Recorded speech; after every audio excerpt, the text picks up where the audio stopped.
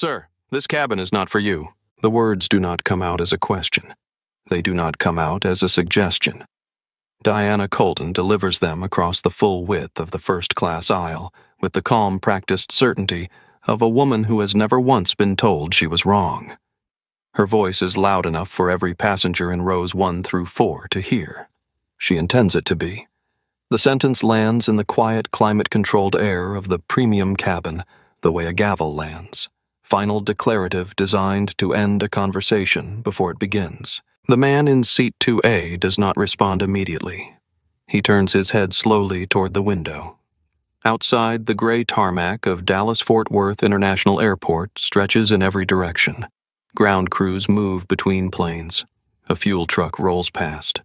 The morning sky is low and pale, the kind of sky that promises nothing. The man's name is Marcus Webb. He is 64 years old. He has a wooden cane leaning against his left knee and a small canvas bag stowed carefully in the overhead bin above his head. He is wearing pressed dark slacks, a clean white button-down shirt, and a faded army green jacket with no insignia. He has not spoken since he sat down. He has not asked for anything.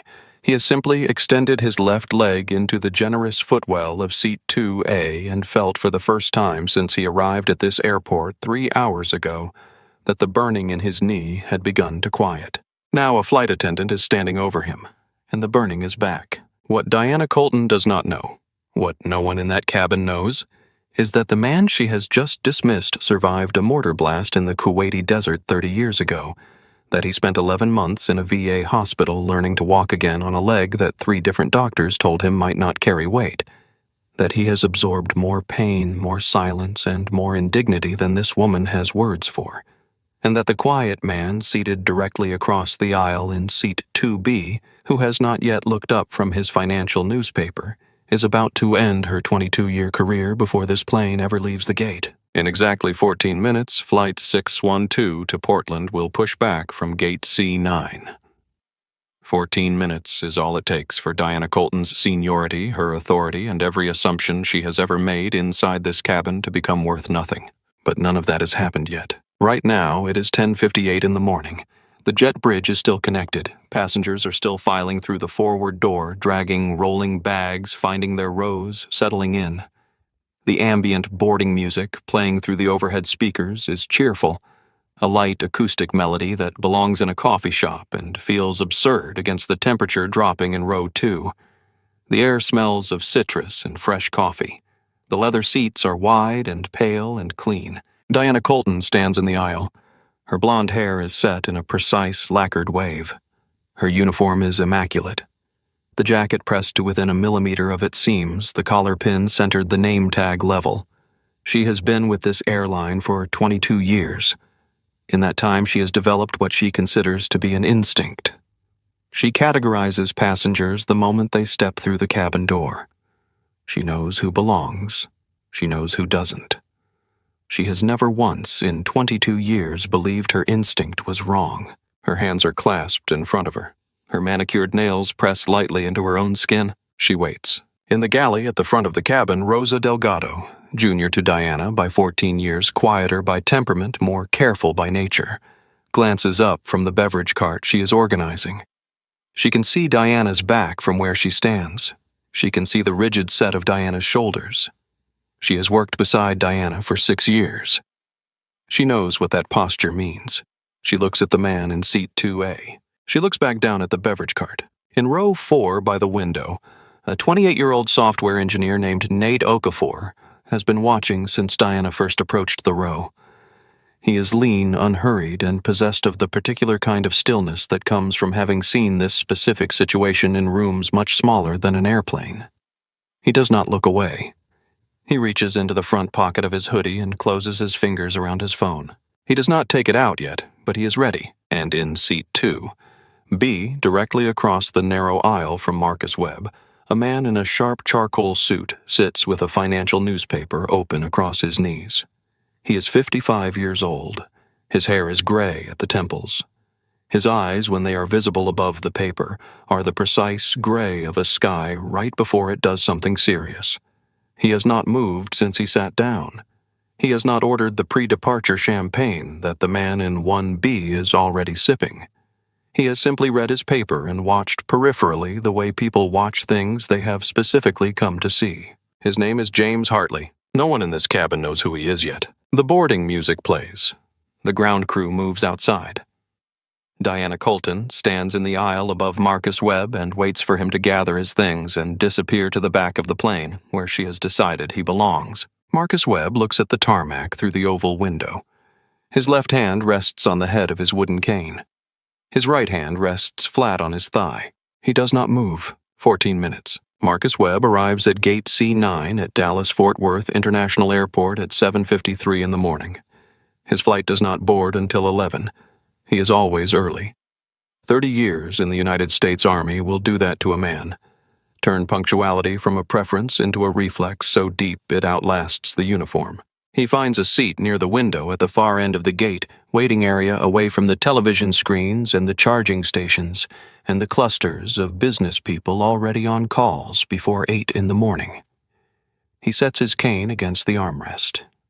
He lowers himself into the chair slowly, carefully, with the deliberate economy of a man who has learned to distribute his weight so that the worst of the pain lands where he can manage it. His left leg stretches out in front of him at an angle. The knee does not bend well. It never has. Not since Kuwait. The shrapnel that tore through it in the spring of 1991 was removed, but the damage it left behind was not.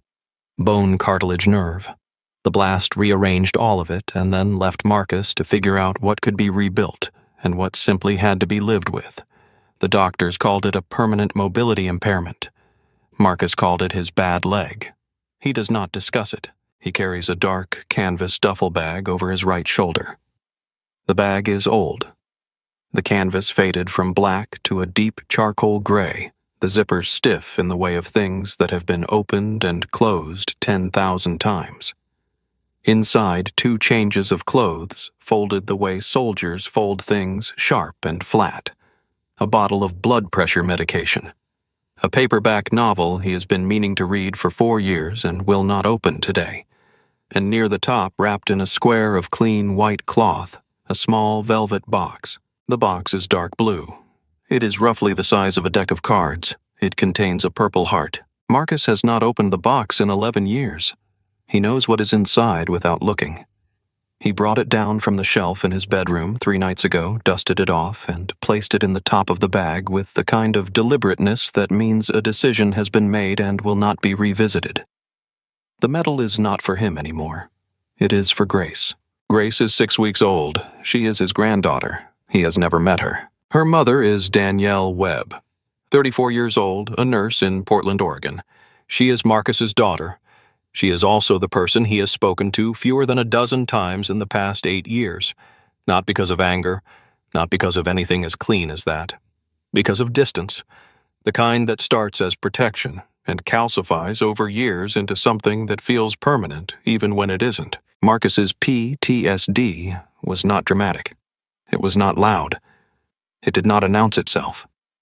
It was quiet and cold, and it made him unreachable. It made him cancel visits and miss calls and stand in doorways of rooms where people were laughing and feel like he was watching it all through 6 inches of glass. He pushed Danielle away the way you push someone back from a ledge, urgently, instinctively believing in the moment that you are keeping them safe. He was wrong. He knows that now. He has known it for years. But knowing something and fixing it are different skills, and Marcus was better trained for one than the other. 3 months ago, Danielle called. He was sitting at his kitchen table on a Sunday afternoon. The call came from a Portland number he almost didn't answer. Her voice was careful, adult, still entirely his daughter underneath. "Dad, I had a baby girl 6 weeks ago. Her name is Grace." He did not speak for 10 seconds. He counted them. "I want her to know her grandfather. I'm not asking you to explain anything. I'm just asking you to come."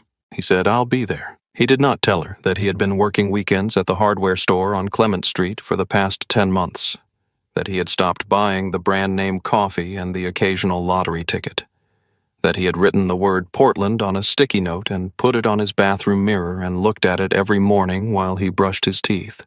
He did not tell her any of that. He just booked the flight and began to count the days. His boarding pass for the morning of Flight 612 reads, Seat 38D, middle seat, last row, adjacent to the lavatory. He knows what that means for 4.5 hours with a knee that does not forgive tight spaces. He stares at the boarding pass for a long moment, then folds it back into his jacket pocket. He has slept on desert ground with boots on. He has sat in the back of vehicles that had no suspension over roads that had no surface. A middle seat beside a bathroom is not the hardest thing he has ever done. He leans his head back against the gate chair. He closes his eyes. The gate area fills slowly around him. A family with 2 small children settles 3 rows over. A businesswoman in a gray suit types rapidly on a laptop.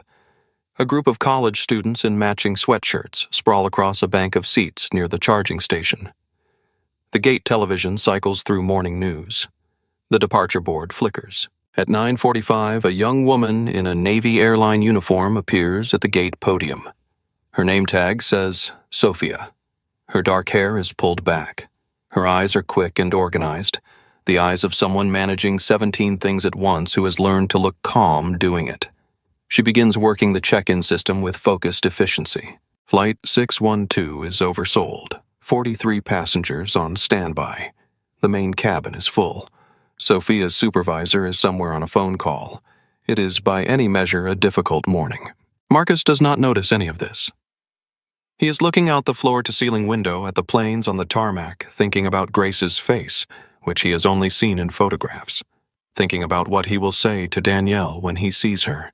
Thinking that he has said very few of the things that mattered in his life, and that this trip is an attempt to change that at least once before it is too late. His left knee pulses with a slow, familiar ache. He breathes through it. He is still sitting by the window cane against the armrest when Sophia Reyes looks up from the podium and sees him. Sophia Reyes has not had a break since 6:45 in the morning.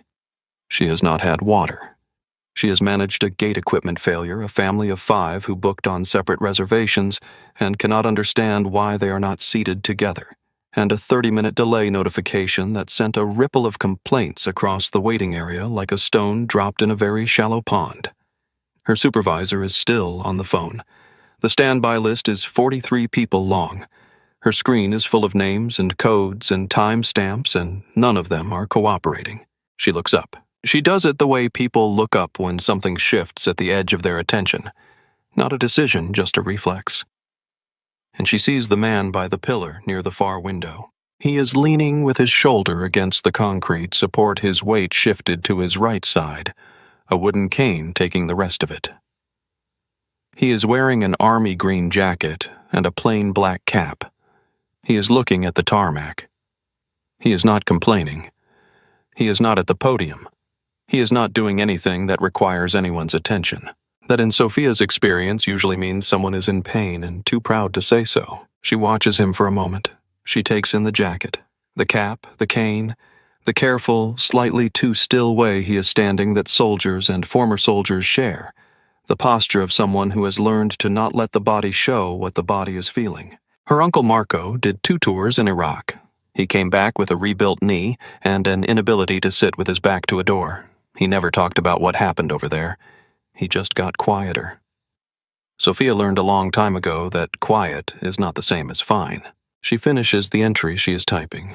She steps out from behind the podium. She walks to where Marcus is standing. "Excuse me, sir?" Marcus turns. His expression is neutral composed, the face of a man who has been interrupted often enough to have learned not to react before he knows what kind of interruption it is. "I noticed your cap."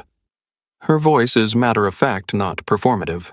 "Army." "Yes, ma'am." "Which branch, I mean? Which unit?" "1st Armored Division, Gulf War." Sophia nods. She does not make a production of it. She does not press her hand to her chest or make a sound. She just nods the way you nod when something confirms what you already understood. "My uncle was in Fallujah, 2 tours. Give him my best," Marcus says. "I will." A pause. "Are you on Flight 612 to Portland, sir?" He pulls the boarding pass from his jacket pocket. She looks at it. 38D, last row, middle seat. Sophia looks at the boarding pass for 2 seconds. She looks at the cane. She looks at his left leg the way he has it positioned. Slightly forward, slightly turned out, the posture of someone who has learned the exact angle that keeps the knee from screaming. Mr. Webb, she says, can you give me just 1 minute? I need to check something in the system. I'm fine where I... 1 minute. Her tone is gentle, but not a question. She walks back to the podium. She pulls up the manifest for Flight 612. She scrolls to first class. Seat 2A, assigned to E. Hartley with a linked notation. Seat released. Single occupant. Mr. J. Hartley traveling alone. Seat 2A, available for reassignment at gate discretion. The seat is empty. Legitimately, completely procedurally empty.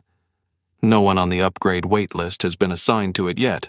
It has been sitting there all morning. Sophia does not hesitate. She prints the boarding pass. She walks back to Marcus. Mr. Webb, our main cabin is fully oversold today. We have 1 seat available up front. First class 2A. It's been released by the original party and it's sitting empty. We'd be honored if you'd use it. Marcus looks at the boarding pass she is holding out. He does not reach for it immediately. I paid for economy. I don't want to take a seat from someone who... Nobody paid for it. It was released this morning. You'd actually be filling a gap we'd otherwise have to document. You'd be helping us. She holds the pass steady. She does not oversell it. She does not make it into a ceremony.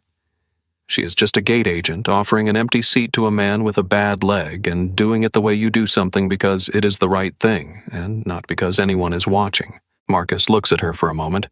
Then he looks at the boarding pass. Seat 2A, first class. Group 1. Something moves in his chest, a warmth that is unfamiliar in the specific way that kindness is unfamiliar to people who have gone a long time without it. Not sentimental, just real. He takes the boarding pass. Thank you. His voice is low and even. Thank you. Have a safe flight, Mr. Webb. She'll be happy you're coming. Marcus looks at her. He did not mention Danielle or Grace. He does not know how she knows or if she is simply speaking in the general way of people who offer kindness without needing specific reasons. He nods once. He walks toward the jet bridge. Sophia watches him go for exactly 3 seconds. Then she turns back to the podium. The standby list is still 43 names long.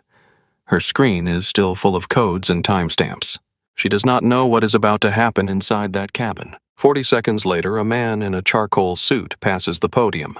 He is 55 silver at the temples, carrying a slim briefcase and a folded newspaper. He gives Sophia a brief neutral nod, the nod of someone accustomed to moving through spaces efficiently. She returns it automatically, already looking back at her screen. He walks down the jet bridge. She does not know who he is either. The jet bridge slopes downward at a shallow angle, and Marcus takes it slowly. His cane finding the floor with each step, his left leg negotiating the incline the way it negotiates everything, with patience and without complaint. Other passengers move past him. He lets them. He has learned not to fight the pace of things he cannot change. He steps through the forward door of the Boeing 737 and stops for one brief moment. The contrast is immediate and physical. The terminal was fluorescent and loud and smelled of carpet cleaner and fried food. This cabin is cool. The air carries a faint trace of citrus. Clean, deliberate someone's decision about what luxury should smell like. Soft blue lighting runs along the overhead panels. The seats are wide and pale and leather arranged in pairs on either side of a generous aisle. The overhead bins are deep and spacious. A woman in 1A is already settled in with a novel. The man in 1B is accepting a champagne flute from a flight attendant. Blonde, precise, immaculate, turned partially away from Marcus with her back to the boarding door. Marcus reads the row numbers. 1, 2. He walks to row 2. He stops at the overhead bin. He lifts his duffel bag with his right arm, slides it carefully into the bin, and closes the latch. He lowers himself into seat 2A. He extends his left leg into the footwell. The space is extraordinary to him. Full extension.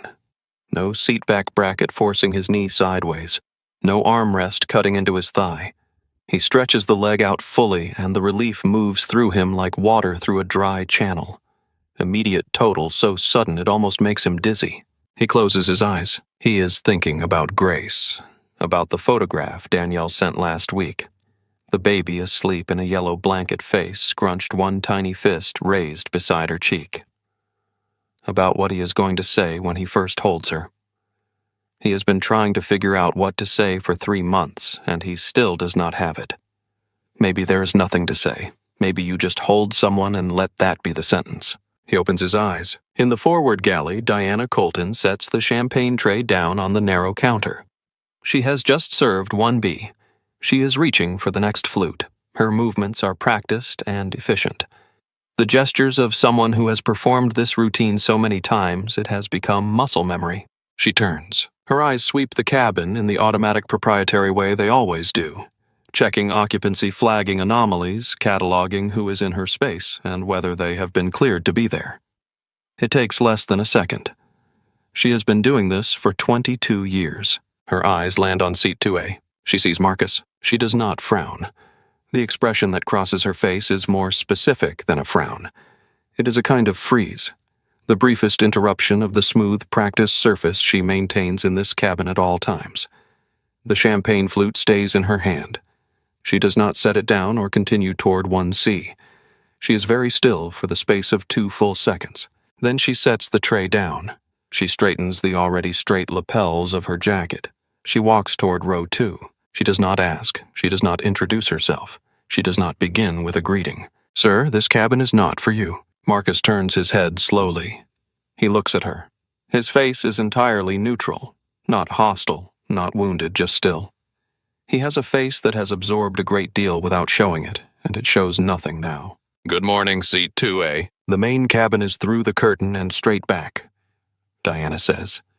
Her voice carries the careful warmth of someone who has decided to frame cruelty as helpfulness. "I can help direct you if you're turned around." "I'm not turned around. This is my seat." He reaches into the breast pocket of his jacket and produces the boarding pass Sophia printed 40 minutes ago. He holds it out. Diana takes it. She looks at it with the focused attention of someone looking for an error they are certain is there. The boarding pass is clear. Seat 2A, first class, flight 612, Marcus Webb. The scan code at the bottom is the same one the reader at the jet bridge beeped green for 12 minutes ago. Diana's jaw tightens. The confusion on her face lasts for exactly 1 second before it is replaced by something harder. Gate agents do not have the authority to assign first-class seating to economy fare passengers. Her voice has lost the performance of warmth. "There has clearly been an error in the system. I need you to gather your belongings and proceed to your ticketed seat in the main cabin." The boarding pass was printed at the gate. The scanner beeped green. "The scanner can be overridden. I'm telling you now as senior cabin crew on this flight that this seat is not available to you." Marcus looks at the boarding pass she is still holding. He looks at her. He says nothing for a moment. "My boarding pass," he says. She hands it back. He folds it. He places it back in his jacket pocket. He turns his head toward the window. The gesture is unmistakable. The conversation, in his view, is over. Diana does not leave. She stands in the aisle, hands clasped, silent for a beat. Around her, passengers are settling into their seats. The man in 1B has gone back to his phone. The woman in 1A has not looked up from her novel. In the galley, Rosa Delgado has gone very still over the beverage cart. In row 4.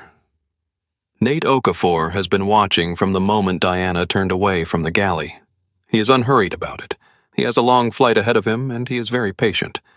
He slides his phone out of his hoodie pocket. He does not raise it.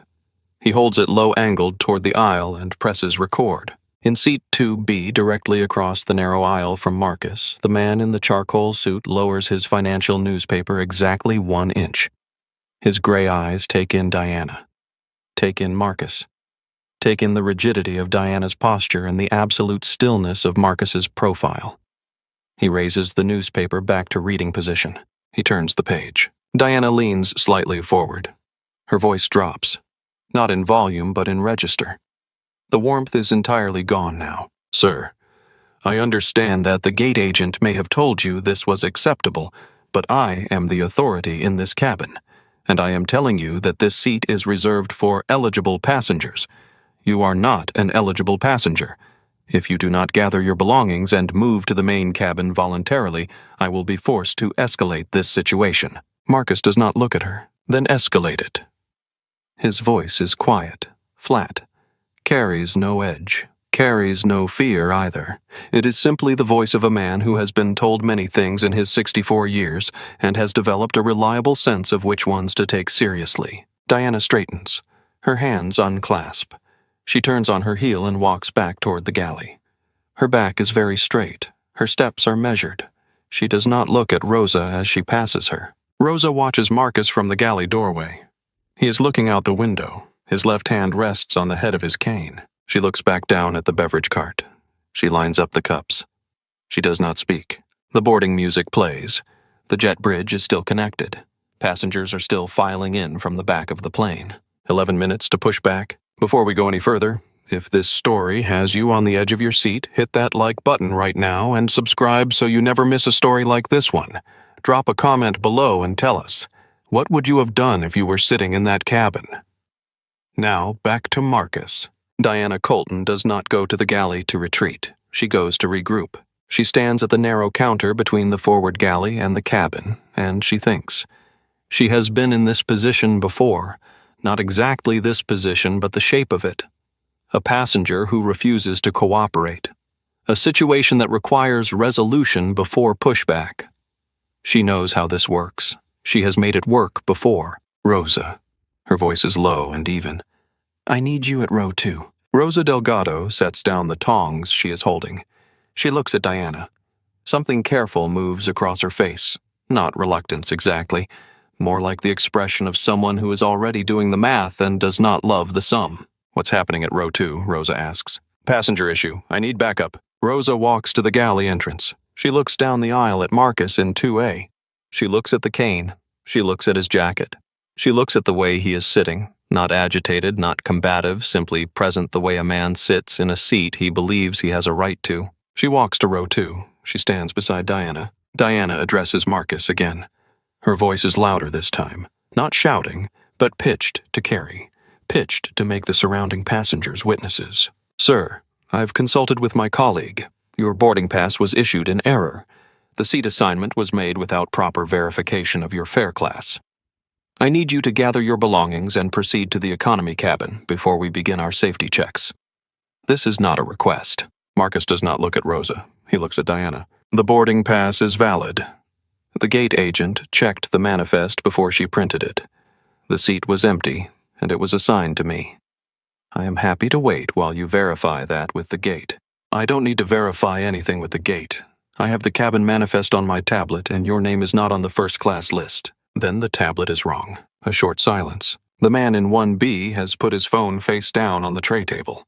He is watching now with the specific guilty attention of someone who is entertained by a situation they know they should be uncomfortable with. Rosa's eyes move to Marcus's face. He is not afraid. He is not angry. He is simply certain in the way that people are certain when they know the facts of a situation and have decided to hold to them. She recognizes this. She has seen this particular kind of stillness before in people who have been through things that make a flight attendant's authority feel very small. She does not speak. She goes back to the galley. Marcus watches her go. He turns back to the window. Outside, a ground crew member in an orange vest walks past the nose of the plane, tablet in hand, checking something on the fuselage. Diana stands in the aisle for a moment.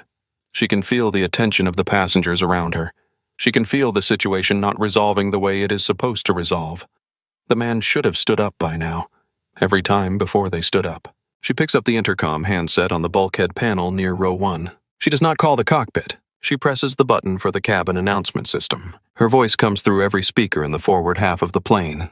Clear, professional, entirely reasonable in tone. Attention, ladies and gentlemen. This is a reminder that first-class seating on today's flight is reserved for eligible passengers only. If you're traveling on a non-qualifying fare and are currently seated in the premium cabin, please make your way to your confirmed economy seat at this time. We appreciate your cooperation as we prepare for departure. Thank you. She replaces the handset. The announcement lasts 11 seconds. The silence that follows lasts longer. In row 2, every head turns.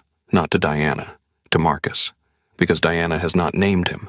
She does not need to. There is only one person in this cabin who could be the subject of that announcement. Everyone knows it. The announcement has done exactly what it was designed to do: make the situation public, make Marcus's presence a problem that the whole cabin is now aware of, and do it without Diana ever having to say his name. Marcus does not turn his head. He does not look at the other passengers. He looks out the oval window and keeps his hands where they are, left hand on the cane, right hand flat on his thigh. Nate Okafor, filming from row 4, speaks in a voice low enough that only his phone microphone can reliably catch it. She just used the PA system to publicly humiliate one specific passenger, without saying his name, because she doesn't have to. His live stream has 61 viewers. It is climbing. 9 minutes to pushback. The next thing that happens comes from behind Marcus, from the jet bridge, from the stream of economy passengers still boarding. A man pushes through with the energy of someone who considers the normal pace of human movement a personal inconvenience. His name is Preston Mallory. He is 41 years old. He is wearing a dark blue suit that cost more than Marcus's monthly salary at the hardware store.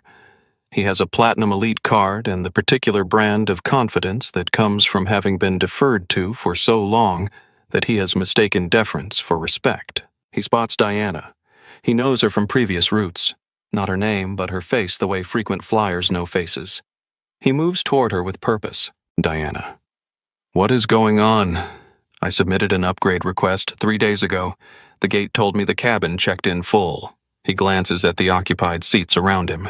It clearly isn't. He does not look at Marcus. He gestures toward Marcus the way you gesture toward a piece of furniture that is blocking a doorway. Diana's posture changes immediately. The stiffness in her shoulders shifts. Not relaxing, but redirecting. Her voice, which has been flat and administrative with Marcus, becomes warm. Mr. Mallory, I am so sorry. You're absolutely right.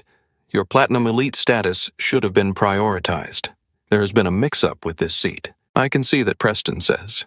He is still not looking at Marcus. Diana turns back to seat 2A.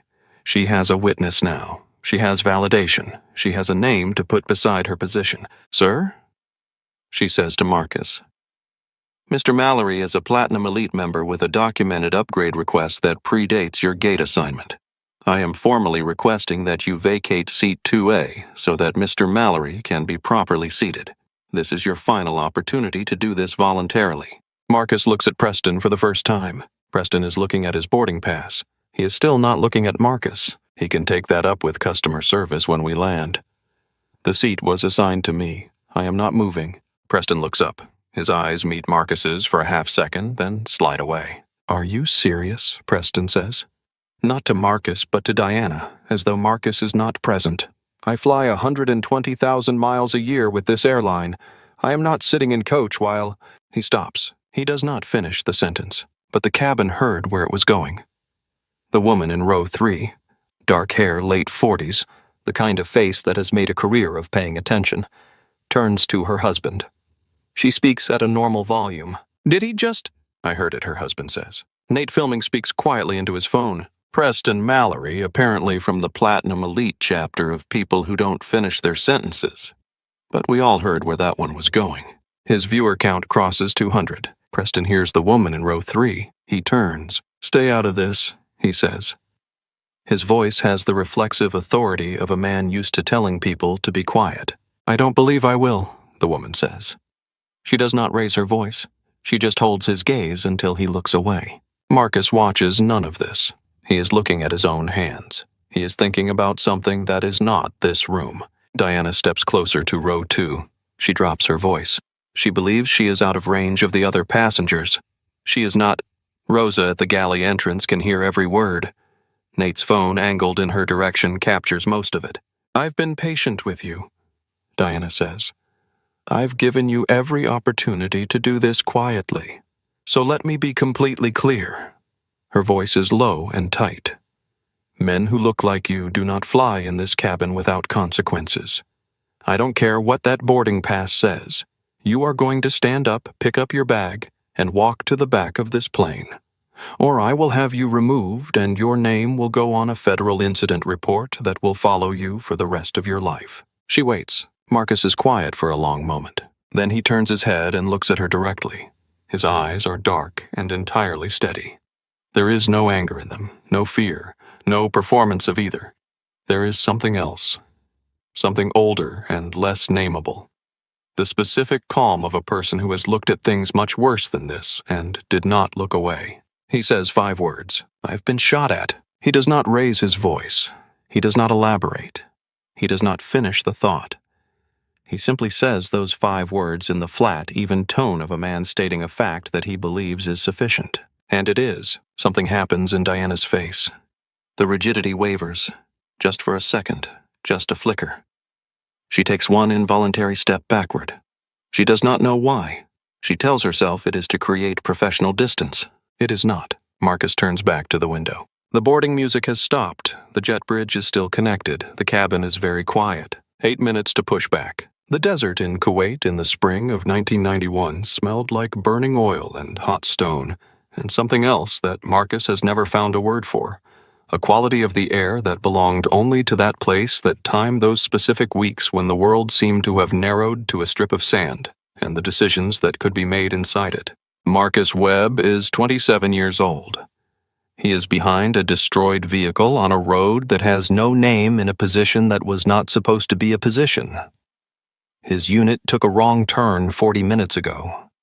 Not a catastrophic wrong turn, just the kind that happens in the fog of a moving operation, the kind that gets corrected as soon as someone realizes it.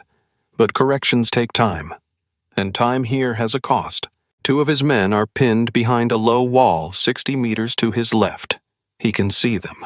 They can see him. Nobody is shooting right now, but the quiet has the specific texture of a quiet that is about to change. Marcus is not thinking about commendations. He is not thinking about what comes after. He is thinking about the angle between his position and the wall and whether the vehicle carcass beside him will still be standing in 4 minutes and what his men need from him in the next 30 seconds. He moves. The mortar round lands while he is moving. It does not land on him. It lands close enough. The heat is white. The sound disappears entirely. Not loud. Gone. Like someone has reached into the world and removed sound as a category. He is on the ground. He does not remember falling. His left leg is something. He cannot describe it in the moment. He just knows it is not right. He can feel his heartbeat in places he should not be able to feel it. He gets up anyway. Or he tries to. He gets to one knee. He looks at his men by the wall. They are watching him. He waves them forward. He does not know how long the rest of it takes. He does not know how they get back. He knows his men get back. That is the fact he files away and carries. He wakes up in a field hospital with a leg wrapped in more bandages than he has ever seen on a single limb. A doctor tells him the prognosis. Marcus listens to the full sentence before he speaks. "Will I walk? With a cane, probably. Full weight bearing is—" "That's fine," Marcus says, "as long as I walk." 3 years later, he walks into the lobby of a hotel in Atlanta, Georgia, in full dress uniform. His reservation is confirmed. He has a printed confirmation number in his hand. He has been traveling for 11 hours. He wants a bed and a shower and 8 hours of sleep. The man at the front desk looks at the confirmation number. He looks at Marcus. He looks back at the screen. He types something. "I'm sorry, sir. It looks like that reservation was... There seems to be an issue with the system. The room you booked isn't available." Marcus waits. He knows how to wait. "We can put you on a waiting list for tomorrow if something opens up." Marcus looks at the man behind the desk. The man does not look at Marcus. He is looking at a point slightly to the left of Marcus's shoulder. It is a very specific kind of not looking. Marcus has seen it before. He will see it again. He says thank you. He walks out of the hotel lobby in his dress uniform at 11 o'clock at night in Atlanta, and he sits in his car for a while, and then he drives to a parking lot and he sleeps there until morning with his seat reclined and his uniform still on because there is nowhere else to go. He does not file a complaint. He does not tell anyone. He folds the experience into the part of himself where he puts all the others. The small daily indignities that accumulate like sediment until they are geological, until they become the invisible weight that a person carries everywhere, and that nobody else can see because it does not show on the outside. That weight had a name eventually. The doctors at the VA gave it one. PTSD, they said, from combat. Marcus nodded.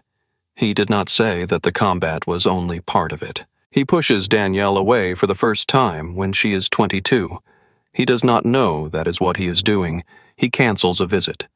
He stops answering calls with any regularity. He is protecting her, he tells himself, from the worst of him. From the cold and quiet and the way he sometimes stands in doorways of rooms where people are laughing and cannot make himself go in. He is wrong to do it. He knows that now. 8 years of distance is a long time to be wrong about something. 3 months ago on a Sunday afternoon, he is sitting at his kitchen table. He is looking at a cup of coffee he has not touched because he made it and then forgot about it. The call comes from Portland. He almost does not answer. Danielle's voice is the voice of a 34-year-old woman who has decided to try one more time. I had a baby girl, Dad. Her name is Grace. He does not speak for 10 seconds. He counts every one. I want her to know her grandfather. I'm not asking you to explain 8 years.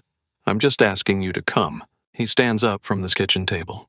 He walks to the shelf above the fireplace where the velvet box has been sitting for 11 years with a layer of dust on the lid that he has never wiped off. He picks it up. He wipes the dust off with the hem of his shirt. He opens it. The Purple Heart is exactly where he left it.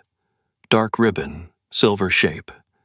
The metal catches the Sunday afternoon light and throws a small bright point on the ceiling above the shelf. He looks at it for a long time. Then he says into the phone, I'll be there. In seat 2, A on flight 612 to Portland. Marcus Webb blinks. The tarmac is outside the oval window. Diana Colton is still standing in the aisle, one step back, recalibrating. The cabin is quiet. His left knee aches. The burning has come back. Not from the seat, which is still generous and wide and more comfortable than anything he has sat in on a plane in his life. From the situation. From the specific cost of sitting very still and not reacting in the way that everything in you wants to react. He breathes through it. He has been breathing through it for 30 years. He is not going to stop now. And he is not going to stand up. 7 minutes to push back. Preston Mallory has made a career out of knowing when to press and when to let the system do it for him. Right now, he decides to press. He takes one step forward past Diana so that he is standing at the end of row 2. He is addressing the cabin now, not just Diana, not just Marcus. He is performing for an audience he has decided is on his side. I don't understand why this is complicated. His voice is the voice of a man who is accustomed to finding things simple. The man is in the wrong seat. The senior flight attendant has confirmed it. We're already behind schedule. Can we please just move this along? She hasn't confirmed anything the woman in row 3 says. Her name is Carol. She has not introduced herself. She does not need to. She's confirmed her own opinion. That's different. Preston turns. Nobody asked you, he says. I'm asking myself, Carol says. Seems like someone in this cabin ought to. Her husband in the window seat beside her nods. He has not looked at his phone since the announcement came over the PA. He is watching Preston with the careful, contained attention of a man who is deciding whether this is going to require him to stand up. Nate Okafor, still filming from row 4, speaks quietly into his phone. Row 3, Carol, writing her name down for the Hall of Fame. She's about 30 seconds ahead of everyone else in this cabin. His live stream is at 340 viewers.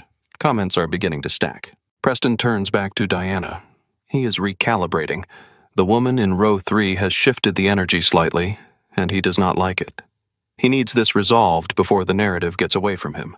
Diana, what exactly is the policy here?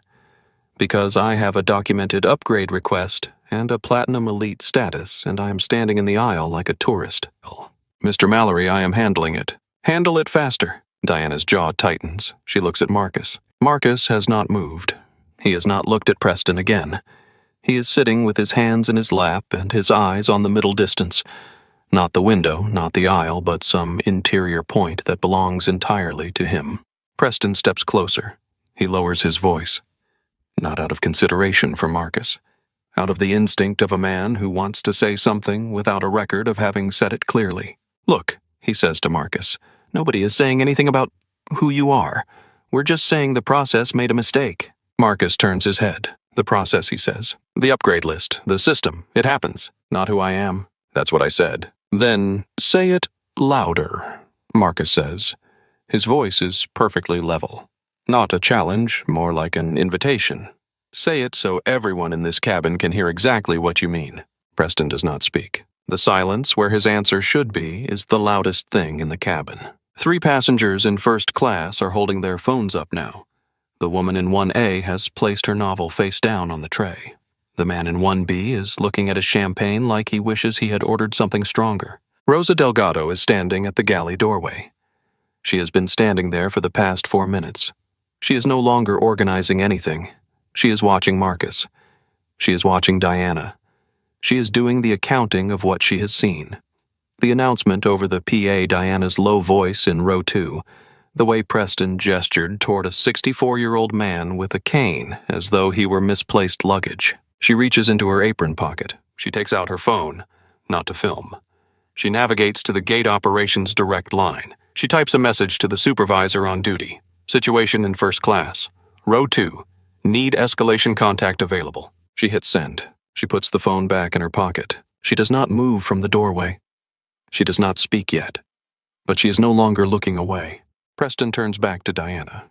His voice is lower now, the performance quality stripped off. I'm not standing here for another 10 minutes. Either this gets resolved, or I'm going to have a very specific conversation with your customer relations department. Mr. Mallory? Your badge number, Diana. I'll need it. Diana straightens. The threat to her professional record, even a hollow one, even from a man who has no actual authority over her, operates on the specific part of her that responds to hierarchy like a tuning fork. Something in her snaps into a sharper register. She turns back to Marcus. This is your last opportunity. Her voice is no longer managing anything. It is simply hard. Stand up. Take your bag. Walk to economy. Or I will call airport police and they will make that decision for you. Marcus looks at her. I'm not afraid of that, he says quietly. You should be. People who have real authority don't threaten to use it. Marcus says. People who've lost it do. The cabin is silent. Somewhere in row 3, Carol exhales. It is not quite a laugh. It is the sound of someone recognizing something true. Preston takes 1 step back. It is a small step. Involuntary. He does not appear to notice he has done it. Diana's hands at her sides are no longer still. 5 minutes to push back. Diana Colton has spent 22 years being right. Not occasionally right, not mostly right. Right in the specific, unchallengeable way of someone who controls an environment and has never been seriously questioned inside it. She does not know how to lose a situation like this because she has never lost one. She has always found the lever that ends it. She has always found the thing that makes the passenger stand up. Marcus Webb has not stood up. She counts to 3 inside her head. She does not give him the actual countdown she threatened. She has already decided what happens next. Sir, she says, I am going to give you 1 final chance. Marcus does not respond. Final chance, she says again. Stand up. Marcus looks out the window. Diana reaches up. She does not hesitate. Her hand goes to the overhead bin above row 2. She unlatches it. She looks at the canvas duffel bag. She grabs the strap. She pulls. Hey. Marcus's voice comes out differently than it has come out at any point in the past 12 minutes. It is not loud. It does not crack. But it has an edge that was not there before. The edge of something that has been very controlled for a very long time and is reaching its limit. Not rage. Something older than rage. The canvas duffel does not come easily. The strap is looped through the bin bracket in a way Marcus secured carefully when he boarded. Diana pulls harder. The bag shifts. The old zipper, stiff from 10,000 openings and closings, catches on the bracket lip strains, holds for 1 second, and then gives. The seam tears. The bag opens. 2 folded shirts fall out first. They land in the aisle in the careful, flat, folded shapes of a man who has been folding clothes the same way for 30 years. The blood pressure pill bottle follows. It hits the aisle floor, rolls, rattles loud in the silence of the cabin, comes to rest against the base of the seats in row 3. A worn paperback skids under seat 2B, and then the velvet box falls. It is the last thing to fall. It is the smallest thing that falls. It drops straight down from the bin and hits the aisle floor with a sound that is not loud. A soft, hard, specific sound like something that mattered being treated as though it does not. And the latch not designed for impact gives on contact. The box pops open. The purple heart slides out across the carpet. It moves 4 feet.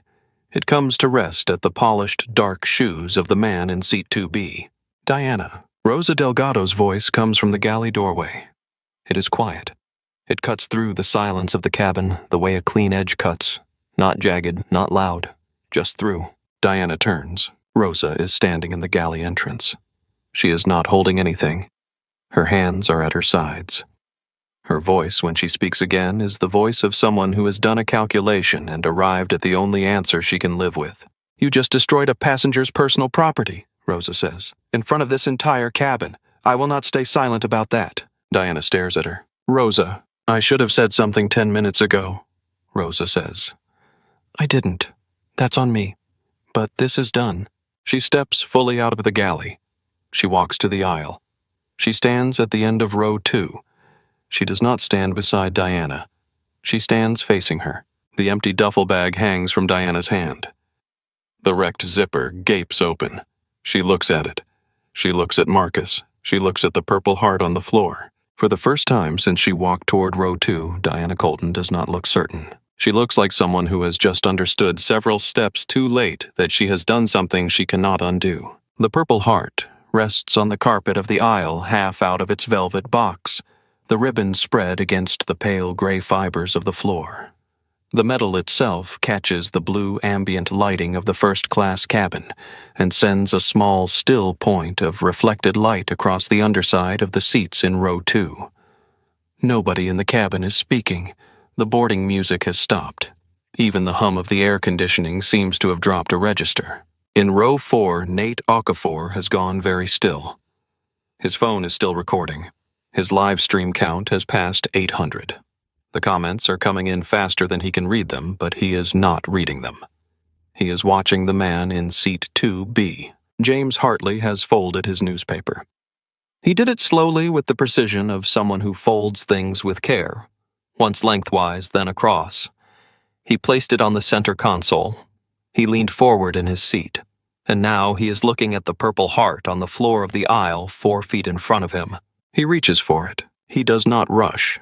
He picks it up by the ribbon the way you pick up something that belongs to someone else, carefully with the specific attention you give to objects that are not yours and that carry weight you do not fully know. He holds it at the level of the tray table and looks at it. The metal is not ornate. It is not designed to be spectacular. A purple heart shape, a gold border, a profile at the center. The ribbon is narrow, purple and white precise. It is the kind of object that is exactly what it is and nothing more and nothing less. It does not need to be more. What it represents is already more than most people will ever carry. Hartley looks at the metal for 3 full seconds. He looks at Marcus. Something moves across Hartley's face. It is not the look of a man performing compassion. It is the look of a man who recognizes something. Not the specific metal or the specific man, but the specific quality of what is represented. He has seen it before in a different face, in a different context, and it did not look different enough. He looks up at Diana. Diana is still holding the torn duffel bag. Her knuckles are white around the strap. She looks at the metal in Hartley's hand. She looks at his face, and the blood leaves her cheeks. Not all at once. Gradually, like a tide going out. She does not know yet who this man is. But she knows, with the specific animal intelligence that comes online when a person has made a severe error, that the man in seat 2B is not someone she has correctly accounted for. She knows that something has shifted in the room.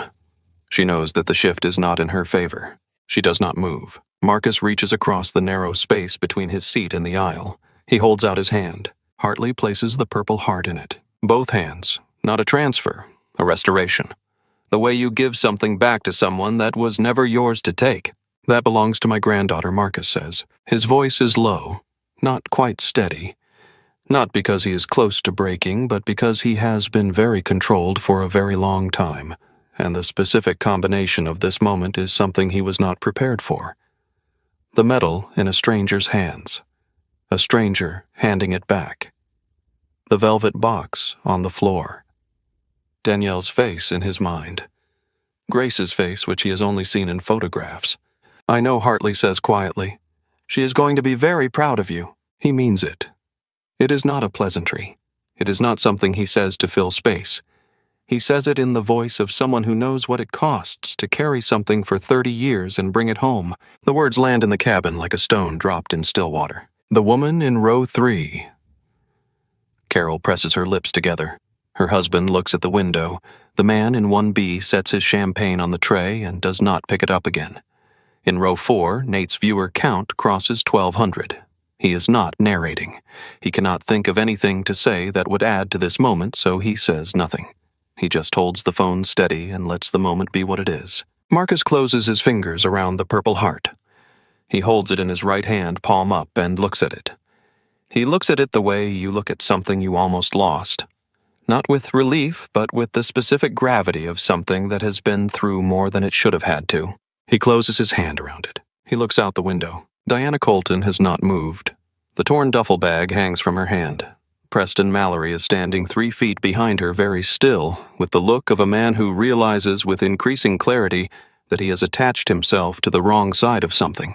Rosa Delgado is in the aisle at the end of row 2. She is watching the man in seat 2B. She watched him pick up the medal. She watched him place it in Marcus's hand. She is doing a new calculation now. She is arriving at a new sum. James Hartley sits back in seat 2B. He looks at Diana. His gray eyes are level and entirely still. He does not speak yet, but the cabin is waiting for him to. James Hartley stands. He does it without theatrics. He does not push back his seat with force or rise with any special urgency. He simply unfolds from seat 2B the way a person stands when they have made a decision, and the decision is irrevocable. He is not particularly tall. He is not physically imposing. But the cabin rearranges itself around him the moment he is on his feet, the way a room shifts when a door opens that was previously closed. He looks at Diana Colton. His voice, when he speaks, is not loud. It does not need to be. The cabin is completely silent, and he speaks at the volume of a man who has never needed to raise his voice to be heard. In the past 12 minutes, he says, I have watched you announce a passenger's presumed status over the public address system of this aircraft. I have watched you reject a valid boarding pass that cleared the scanner at the jet bridge 12 minutes ago. I have watched you solicit the support of an agitated passenger to pressure a disabled veteran to give up his seat. He pauses. He is not consulting notes. He is not performing. He is stating what he observed in sequence the way you state facts you have been collecting with purpose. And I have now watched you physically destroy that passenger's personal property. Property which included a military commendation, in front of every person in this cabin. Diana opens her mouth. I'm not finished, Hartley says. He is not sharp about it. He is simply clear. Diana closes her mouth. Hartley reaches into the inner breast pocket of his charcoal jacket. He removes a card. It is black. Matte heavy stock, the kind of card that has weight in the hand. He holds it out to Diana. She takes it. She looks at it. The color that returned to her face in the last few seconds leaves again. This time it does not come back. Sir? Her voice has changed. The architecture of it has changed. The scaffolding of authority that has been holding it up for 22 years is no longer there. I didn't. The memo said Monday. I was told you weren't. Taking over officially until Monday, Hartley says. That's correct, which means I have spent the last 3 weeks flying your routes as a private citizen. Economy, first class, red-eyes, midday flights.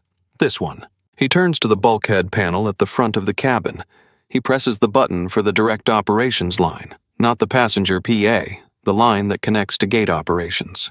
A voice answers immediately. Operations go ahead. This is James Hartley. I need confirmation that seat 2A on Flight 612 was assigned to a Marcus Webb at the gate this morning. A brief pause. Keyboard sounds. Confirmed, Mr. Hartley. Seat 2A assigned to Marcus Webb at 10:47 a.m. by Agent Reyes. Boarding pass scanned valid at the jet bridge at 11:02 a.m. No override flag. No standby conflict on record. Thank you. He releases the button. He turns back to the cabin. My name is James Hartley. He is not speaking only to Diana. He is speaking to the cabin, to the woman in row 3 and the man in 1B and Nate Okafor with his phone raised in row 4 and every other passenger who has witnessed the last 12 minutes and deserves to know what they were watching. I take over as Chief Executive Officer of this airline on Monday. The sound that comes from row 4 is not a gasp. It is a single, short exhale. "Oh," from Nate, who has lowered his phone for the first time since he started recording. He raises it again immediately. His viewer count is at 2,400 and climbing. In row 3, Carol sits back in her seat. Her husband reaches across and puts his hand on her arm. Not because she needs steadying, but because they have both just watched something together, and that requires acknowledgement. Preston Mallory has gone very quiet. He has found a spot on the floor between his feet that requires his full attention. Hartley looks at Diana. "Diana, you are relieved of your duties on this flight. Please gather your personal belongings. You will be escorted off this aircraft by gate staff. Human Resources will be in contact on Monday morning. Do not approach Mr. Webb or any other passenger." Diana does not speak for a moment. "I have 22 years, she says finally. Her voice is stripped down to something very small. "I have a pension. I was protecting the integrity of the cabin. I had a complaint from an elite member." "You had a seat you had decided belonged to someone else," Hartley says. "The elite member you're referring to did not have a valid assignment to this seat. Mr. Webb did. You knew that when you saw the boarding pass. You chose differently." He turns to Preston. Preston looks up. "Mr. Mallory," Hartley says. His tone is not heated. It is, if anything, more neutral than it has been with Diana. The specific neutrality of a man who has decided not to waste heat on someone who does not merit it. Your platinum elite status is noted and appreciated. It does not give you authority over other passengers. It does not entitle you to their seats or their removal. You may return to your assigned seat in the main cabin, or you may deplane and arrange alternative transportation. I'd suggest you decide within the next 30 seconds. Preston's mouth opens slightly. Nothing comes out. He picks up his briefcase from the floor where he set it. He does not look at Marcus. He does not look at Carol in row 3. He does not look at anyone. He turns with the careful, self-preserving dignity of a man who knows he is being watched and walks back through the curtain into the economy cabin. He does not say a word. Nate watches him go. He does not film it. He makes the same choice he will make later about Diana. The choice not to capture the exact moment of someone's worst defeat. He is not sure why he makes this choice. He just knows it feels right. Hartley looks back at the forward section of the cabin. His eyes move across the passengers. Steady, unapologetic, unhurried. He is not looking for approval. He is simply acknowledging that they were here and that what they saw was real. Then he sits back down in seat 2B. He picks up his folded newspaper. He opens it to the page he was on. The cabin breathes. The cockpit door opens. Captain Luis Vargas steps through it with the specific, unhurried urgency of someone who has received a message that does not require running but does require immediate attention. He is compact, gray-haired, 4 stripes on his shoulders. The face of a man who has been doing this long enough to read a cabin the way other people read a room. He takes in the situation in the span of 3 seconds. Diana standing in the aisle with the wrecked duffel bag Marcus in 2A with the purple heart in his closed fist. Hartley in 2B with his newspaper. Rosa at the galley entrance, the silent first-class cabin with phones raised. He does not ask Diana to explain. He looks at Hartley. "Mr. Hartley," he says, "not a question. A confirmation." Captain Vargas Hartley replies. "We have a crew situation. Ms. Colton is unfit to continue this flight. She has verbally harassed a passenger, made a discriminatory public announcement over the PA, and physically destroyed a passenger's personal property. I'm asking for her immediate removal from the aircraft. I've already notified operations." Captain Vargas looks at Diana. He has known Diana for 3 years. He has flown with her on 11 routes. He has heard in that time the occasional murmured complaint from a junior crew member, the kind that gets dismissed because the person complaining is junior and Diana is not. He has not investigated those complaints. He is thinking about that now. He looks at Marcus in 2A. He looks at the torn canvas bag on the floor. He looks at the pill bottle still resting against the base of the seats in row 3 where it rolled and stopped. He turns back to Diana. "Grab your bag," he says. His voice is quiet. "You're off my crew." Diana looks at the captain. She has worked for Luis Vargas before. She has always considered him an ally. Not a close one, not a personal one, but a professional one. The kind of colleague who goes along with the way things have always been, because the way things have always been has never cost him anything. Today it is costing him something. She can see that he knows it. She does not beg. She has too much of a certain kind of pride for that. The pride that has in the end cost her everything in this cabin. She hands the torn duffel bag to no one in particular. She simply sets it down in the aisle and walks to the forward closet. She retrieves her rolling suitcase. She straightens her jacket. She does not look at Marcus. She does not look at Hartley. She does not look at Rosa. She walks up the jet bridge. She is gone. The cabin watches her go in absolute silence. Nate keeps his phone down. He had it raised for the whole confrontation. He lowers it now. This is not a moment he needs to capture. This is the moment after. The exhale, the space where the thing that just happened becomes real. As Diana passes row 4, she does not turn her head. She is looking straight ahead. She walks up the incline of the jet bridge and disappears through the door at the top, and a gate agent who has been waiting there, alerted by Rosa's message 20 minutes earlier, escorts her back into the terminal. The cabin is quiet. Rosa Delgado steps fully into the aisle. She crouches down. She picks up the shirts from the floor, both of them carefully, smoothly, as though she is simply doing a task that needs doing. She folds them. She places them on the empty seat beside Marcus. She picks up the paperback that slid under 2B. She places that on top. She picks up the pill bottle from row 3 and hands it to Marcus directly. "Thank you," he says. "You don't have to thank me," Rosa says. She is still crouching in the aisle. Her voice is low. "I should have spoken up before she grabbed your bag. I saw what was happening and I—" She stops. She starts again. "I'm sorry I didn't." Marcus looks at her. He is quiet for a moment. "You did speak up," he says, "when it counted the most." Rosa nods. She stands. She carries the torn canvas bag to the galley. She comes back with a clean airline tote. Navy blue solid, the kind used for crew supplies. She sets it on the seat beside Marcus's folded shirts. "It's not much," she says, "but it'll hold everything." "It's plenty," Marcus says. The man in 1B, who laughed early on when Diana first approached row 2, who let out that short amused sound at Marcus's expense, is looking at the window. He does not look at Marcus. He does not look at anyone. He picks up his champagne flute. He sets it back down. He does not drink from it for the rest of the flight. In row 3, Carol leans across to her husband. She says something low. He nods. He looks at Marcus and gives one brief single nod. The nod of one adult to another that means I saw it. I know what it cost. I'm glad you didn't move.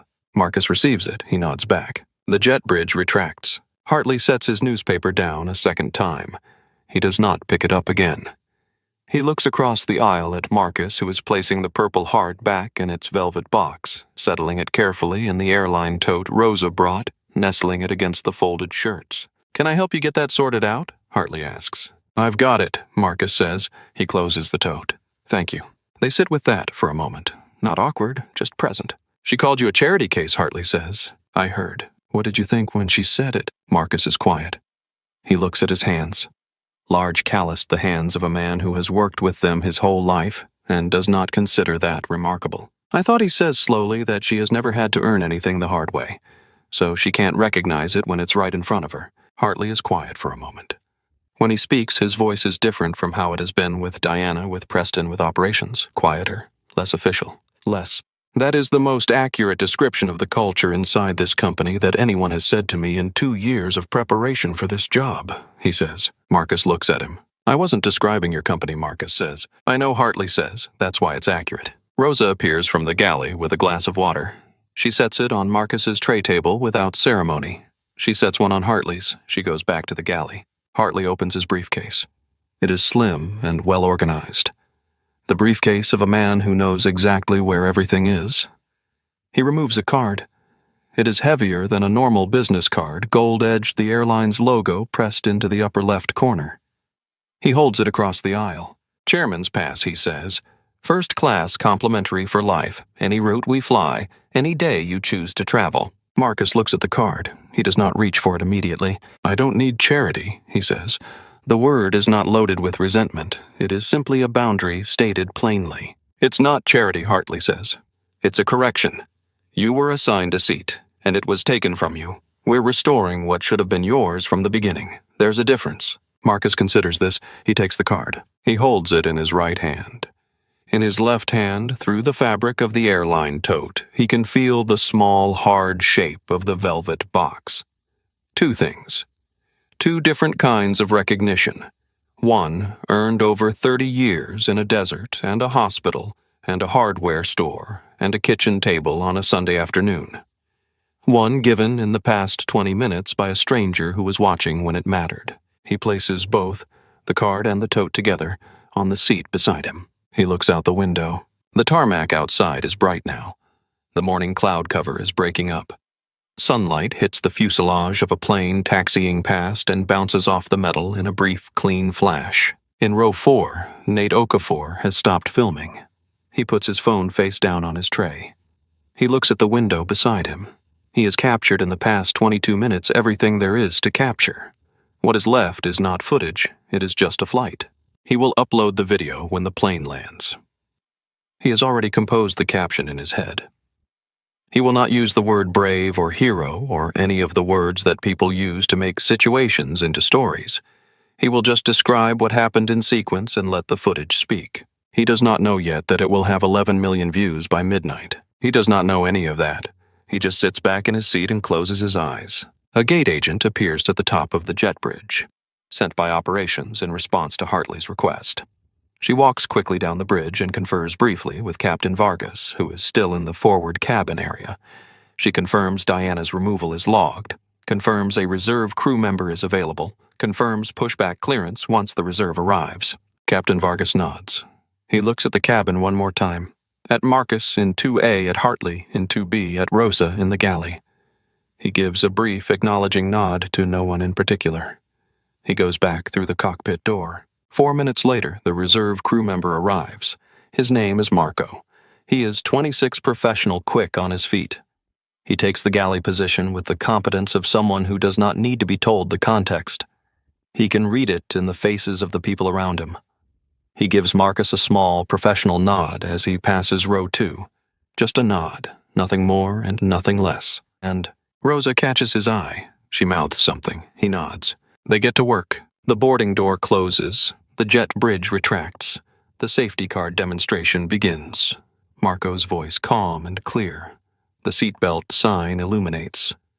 Outside, the pushback tug engages with the nose gear. Flight 612 begins to move. The 14-minute countdown, the one set in motion when Diana Colton first stood over Marcus Webb and said, "This cabin is not for you," has expired. Diana Colton is in the terminal. Marcus Webb is in seat 2A. His left leg is fully extended. His knee is quiet. The Purple Heart is in the tote beside him. The chairman's pass is in his breast pocket beside his heart, where the pocket of his army jacket has always been. The plane turns toward the runway. Flight 612 breaks through the cloud layer at 11:43 a.m., and the world below disappears into white. Marcus watches it go.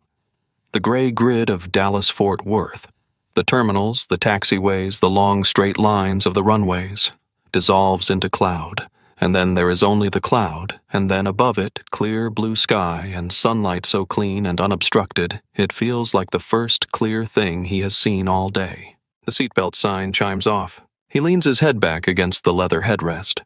He stretches his left leg into the footwell.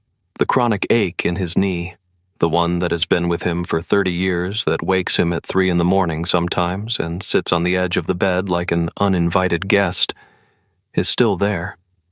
It is always there. But it is quieter. The way storms get quiet when they finally move on to somewhere else. He thinks about Grace. He thinks about the photograph Danielle sent.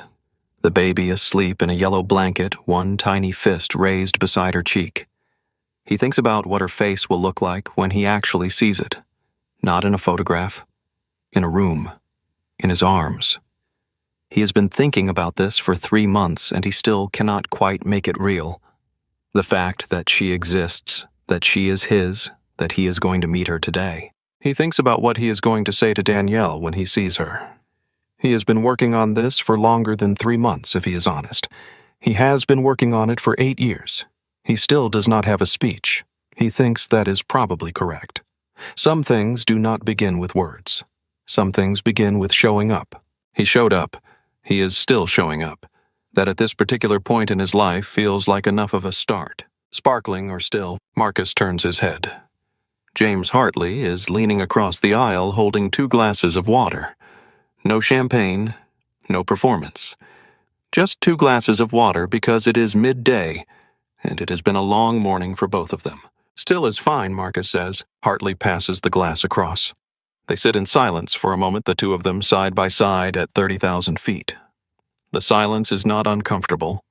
It is the silence of 2 people who have been through something together and do not need to narrate it. You have family in Portland, Hartley asks. A daughter, Marcus says, and a granddaughter I've never met, 6 weeks old. First visit. Hartley nods. He does not say that must be exciting or you must be looking forward to it. He just nods with the understanding of someone who knows that some moments do not need to be amplified. 8 years is a long time to have been gone, Marcus says. He is not explaining himself. He is just stating a fact. One of the things he has decided on this flight is that he is going to stop framing the truth as something that needs justification. It is Hartley agrees. You have kids, too, Hartley says. 12 and 15. My wife says I've spent more time on planes this month than I have at home. A small dry pause. She's right. Tell her you're fixing it, Marcus says. I am, Hartley says, slowly. They are quiet again. Below the plane, the cloud cover has broken up over New Mexico, and the land is visible, red and brown and vast, cut through by a long, pale highway that runs straight to the horizon. Marcus watches it pass below. He has seen this landscape from the air before on the way home from overseas, and it has always meant the same thing almost there, not there yet, but close. He does not feel the weight of the morning anymore. What happened in that cabin was real, and the marks it left are real. The torn bag, the metal on the floor, Diana's voice low and certain and wrong. He is not pretending it didn't happen. He is just not carrying it forward into the rest of the day. He has enough to carry. He has chosen for 30 years to put down the things he could afford to put down, and today, this is one of them. He closes his eyes. His body, which has been running on vigilance and adrenaline, and the specific chronic discipline of a man who has not let his guard down in a public space in more years than he can count, finally exhales. Full sleep does not come, but the closest thing to it comes. A deep, resting stillness, the kind where the mind goes quiet and the body takes what it needs. He wakes when the wheels hit the tarmac at Portland International. He blinks. The cabin is bright. Passengers are already reaching for their bags. Outside the window, the Pacific Northwest sky is gray-green and soft. Overcast, clean, the kind of sky that keeps its word about rain without making a show of it. His knee aches. It always aches when the pressure changes. He looks out the window and feels something he does not immediately have a name for. Not relief. Something quieter and more fundamental. The feeling of a long window finally being opened. The feeling of a house that has been shut up for years, letting the outside air in. He picks up the tote bag. He stands. He takes his cane from the seat pocket where he stored it during the flight. He settles the bag on his shoulder and joins the line of passengers moving toward the forward door. Marco, the reserve flight attendant, is standing at the galley entrance as passengers disembark. When Marcus reaches him, Marco looks at him directly. No performance, no excessive warmth, just direct and steady. Safe travels, sir, he says. Thank you, Marcus says. You've got a good crew. Marco nods. Getting there, he says. Marcus steps through the door and onto the jet bridge and begins the walk up toward the terminal and Danielle and Grace. What Marcus Webb does not know at the moment he falls asleep in seat 2A above New Mexico is how he came to be there. He believes in the way that people believe clean and simple things that make sense on the surface that he is in seat 2A because a gate agent named Sophia noticed his military cap and made a kind decision. This is true. It is not the whole truth. 3 weeks before Flight 612, James Hartley checked into a mid-range airport hotel in Dallas and began what his board of directors did not know he was doing. The board of directors of the airline believed that the company's problems were infrastructural. aging planes, outdated booking systems, a loyalty program that had not been redesigned in 8 years. They believed that a new CEO with the right operational focus could modernize the infrastructure and the metrics would follow. They presented Hartley with a 112-page onboarding document, a C-suite welcome dinner, and a Monday start date. Hartley read the document. He attended the dinner. He changed his start date, officially, to Monday. Then he bought a series of tickets under his wife Eleanor's maiden name and began flying. Economy seats 6 different routes. He sat in middle seats in the last row and watched how the cabin crew treated passengers who did not look like they could make a complaint that would stick. He sat in first class on 3 routes and watched how the same crew transformed. The warmth that appeared for passengers in expensive suits. The specific coolness that appeared for everyone else. He watched a flight attendant on a Tuesday morning red-eye tell a woman traveling with a toddler that she needed to control her child, while a man in a suit in the next row took a phone call at full volume for 40 minutes without comment. He took notes. Not on paper. In his head, where they lived with the specific precision of someone who has spent a career in industries where the gap between stated policy and actual behavior is where everything important happens. He was not building a case. He was learning where the rot was because you cannot cut out rot you have not located. Eleanor was supposed to fly with him on Flight 612. She had been with him for 2 of the incognito flights. She had her own observations, her own notes, her own quiet fury at what they witnessed together. She caught a fever the night before the Dallas-Portland route and stayed at the hotel with tea and a book and firm instructions to Hartley to be careful about which fights you pick before Monday. He drove to DFW alone that morning. He went to his gate. He scanned the waiting area with the habit of 3 weeks of looking, and he saw Marcus Webb. He saw the cap. He saw the cane. He saw the careful, slightly too still posture of a man managing pain without making it anyone else's problem. He saw the boarding pass in Marcus's hand, row 38, and he saw the left leg angled out to protect a knee that did not bend well. He thought about his brother. David Hartley did 1 tour in Afghanistan and came home with a rebuilt shoulder and a way of sitting in rooms that was always slightly separate from everyone else. Present, but not quite inside the room the way you can be when you have been inside rooms where the wrong sound means something catastrophic. David worked now at a grocery store in Denver. He flew when he flew in economy. He never complained about it. James Hartley walked to Sophia's podium. My wife's seat on this flight, 2A. She's not coming today. I'd like to release it to the veteran by the pillar. Sophia looked at him. She looked at Marcus. She nodded. I'll take care of it, she said. She did not make it into a production. She did not ask Hartley for clarification or qualification. She simply walked over and did it with the matter-of-fact warmth of someone who considers this a normal thing to do for a person who needs it. Hartley watched her walk across the gate area. He watched her talk to Marcus. He watched Marcus take the boarding pass with that brief, contained look of a man who is not accustomed to being seen and is trying to process it quietly. He boarded the plane. He sat in 2B. He opened his newspaper. He was not expecting Diana Colton to be the test. He was not expecting anything dramatic. He has been on 11 flights in the past 3 weeks, and on 9 of them, nothing notable happened. Just the quiet daily texture of a culture that values some passengers and dismisses others, and the specific absence of anyone in authority willing to name it. On Flight 612, Diana named it for him. Men who look like you do not fly in this cabin. He heard every word. The newspaper kept his face still. His hands did not shake. He has been in enough difficult rooms to know that the worst thing you can do in the moment before you act is to act from feeling rather than from clarity. He waited. He watched. He gave Diana every opportunity to stop. She did not stop. When he tells Marcus this, most of it the condensed version, the version without the board of directors or the onboarding document, Marcus listens with the same quality of attention he has applied to everything else today. Complete, patient, without interruption. He is quiet for a moment when Hartley finishes. I wasn't trying to be anyone's proof of anything, Marcus says. I was trying to get to my granddaughter. I know, Hartley says. That's exactly why it mattered. Marcus looks at the window. Portland is still a long way below the clouds. Sophia, he says. What about her? She just saw a man who needed more room for his leg. Marcus says. That's all she did. That's the whole job, Hartley says. The whole job reduced to its most basic form. Sophia knows it. Most people forget. She's good at it, Marcus says. She's being promoted to senior supervisor, Hartley says. Monday morning. She doesn't know yet. Marcus nods slowly. He says nothing for a moment. Then, make sure someone tells her why. I will, Hartley says. I'll tell her myself. They are quiet again. Below the plane, the clouds are breaking up over the Oregon coast. The Pacific appears briefly through a gap in the overcast. Gray-green, vast, impossibly indifferent to everything that has happened this morning above it. One more thing, Marcus says. Hartley waits. Rosa Marcus says. She stayed quiet when she should have spoken, and then she didn't.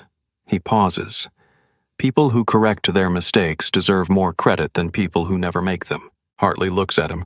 He is quiet for a second. I'll keep that in mind, he says. It's worth keeping, Marcus says. He settles back in his seat. He closes his eyes. The plane begins its descent into Portland, and Marcus lets himself be carried toward whatever comes next. Nate Okafor's video goes live at 2:14 p.m. 40 minutes after Flight 612 lands. He titles it simply, Flight Attendant Removes Veteran from First Class. CEO steps in. No hashtags, no editorializing.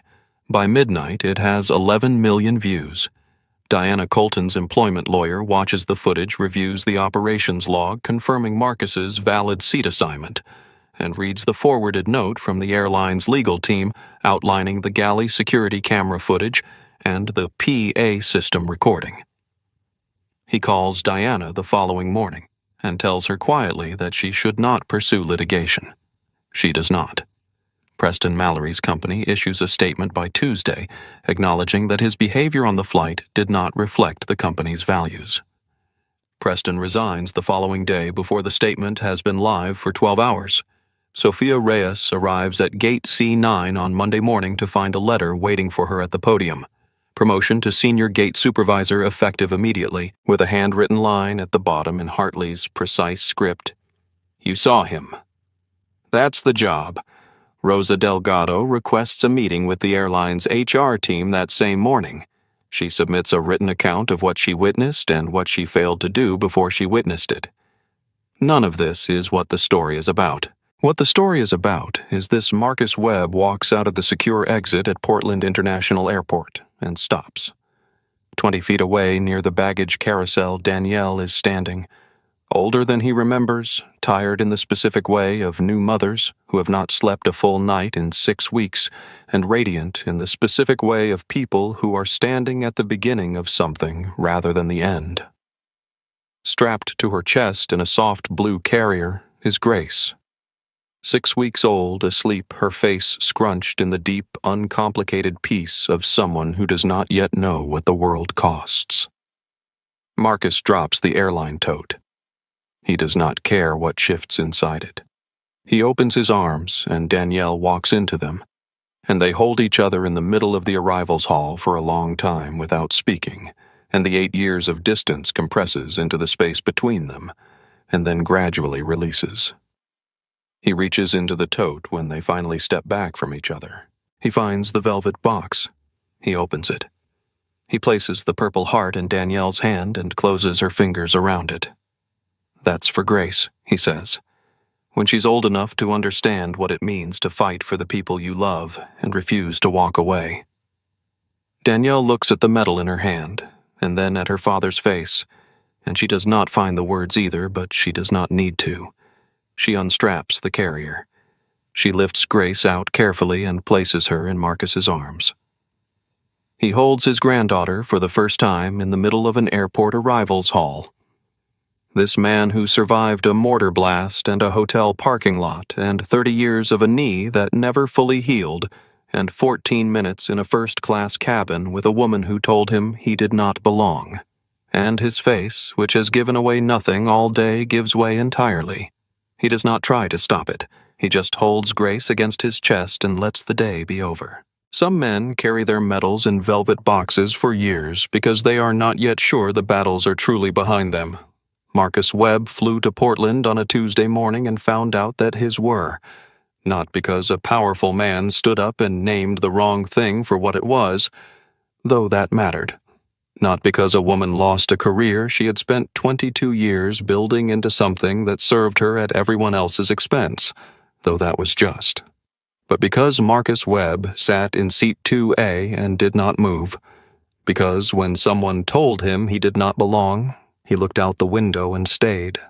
Because the whole of who he was, the soldier, the father, the man who folded his clothes sharp and flat and brought a purple heart across a country for a granddaughter he had never held, was already enough. It had always been enough. He just needed one morning to prove it, even if only to himself. If this story moved you, if you believe that dignity is not something that needs to be earned in the eyes of strangers, hit that like button right now and share this video with someone who needs to hear it today. Subscribe to the channel and turn on notifications so you never miss a story like this one. And drop a comment below. Tell us where you are watching from and what would you have done if you were sitting in Marcus's seat. We read every single one.